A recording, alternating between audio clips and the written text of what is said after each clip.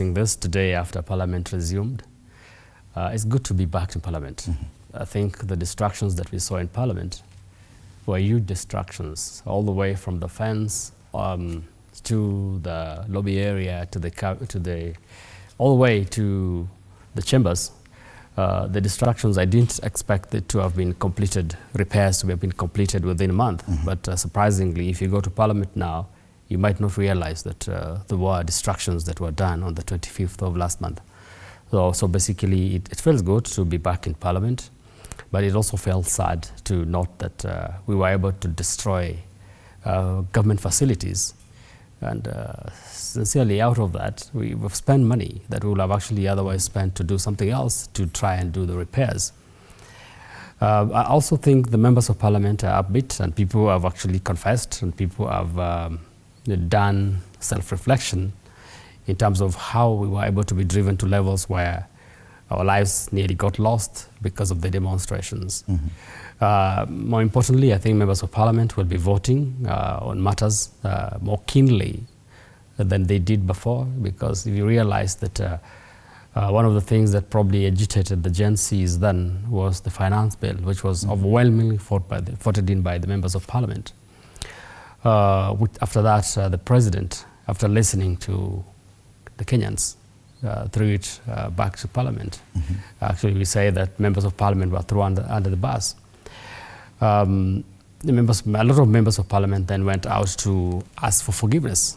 You actually saw members of Parliament, some of them putting on T-shirts, some of them went to public barazas, some of them went to churches, and they asked for forgiveness on this. I think there's been a reflection, a month of reflection by members of Parliament. Do you feel that change in the mode of operation going forward? Do you feel a sense of change across the House? Definitely there's going to be a lot of sense of change. One, because of the political changes that we've already seen. We have been discussing the incoming onboarding of members of the ODM into government. Even the cordial relationship that we now have with the members of Parliament from the opposition and the government has also given a new dynamic. And basically, what we're going to see in Parliament now is a different mode of operation than before, when there were antagonistic kind of relationship between the members of the Azimio coalition and the members of the Kenya Kwanza coalition. I think now we're going to see a different phase, different operations, a different view of Parliament and the way Parliament is operating from now henceforth. So I do not expect Parliament to operate like it used to operate before the break. Do you agree that before this happened on the 25th of June, that probably members of the National Assembly specifically were, let me say, deaf to whatever the cries of the nation?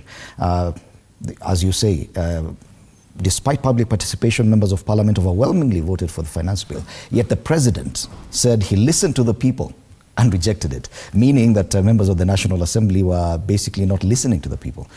Well, I don't think that is true. The members of the National Assembly listen to the people. And if you actually become critical in terms of how the members of the National Assembly voted for the finance bill 2024, you realize that most of them had rejected voting for the finance bill 2024 when inclusion of taxes was cutting on bread, was cutting on the mobile phone transfers charges, was cutting on fertilizer subsidies, was cutting on common goods such as the border or the motorcycles taxes. When those ones were removed, members of Parliament then thought, well, it was time for them to vote for the finance bill, because all those things that people were actually gone onto the streets were actually removed. And you remember that's the time when the President called the coalition, the Kenya Kwanza coalition, and actually read a statement and said, all the things that the public were complaining about, we are going to remove them from the list of taxes. But still at that level when the President was removing that, the public was already too agitated, and they actually just did not want anything to deal with that finance bill. Whether it was positive or not, they just wanted a complete rejection of the finance bill.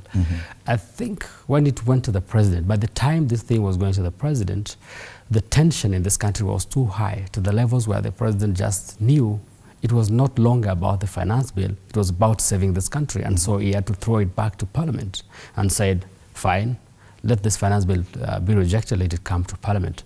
For me, I think the President did not reject the finance bill because it was overwhelmingly rejected by the members of the members of Parliament